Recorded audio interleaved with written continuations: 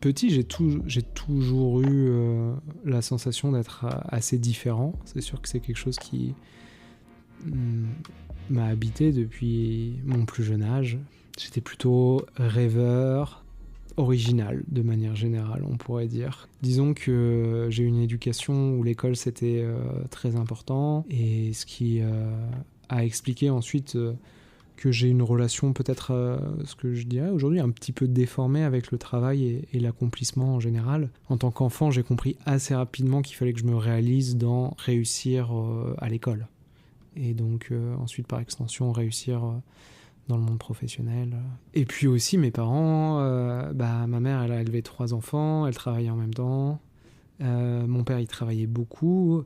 Et donc, j'imagine que pour que je puisse faire des choses, il fallait que je puisse les faire un peu tout seul. Ils m'ont beaucoup laissé faire. Moi, j'ai été élevé dans un contexte athée, forcené, où la religion, c'était la guerre. C'était ce qui avait provoqué la guerre. Mon père est d'origine juive et ma mère est d'origine catholique. Et donc, de manière générale, tous les deux, ils se sont décidés, on va élever nos enfants dans l'athéisme le plus complet.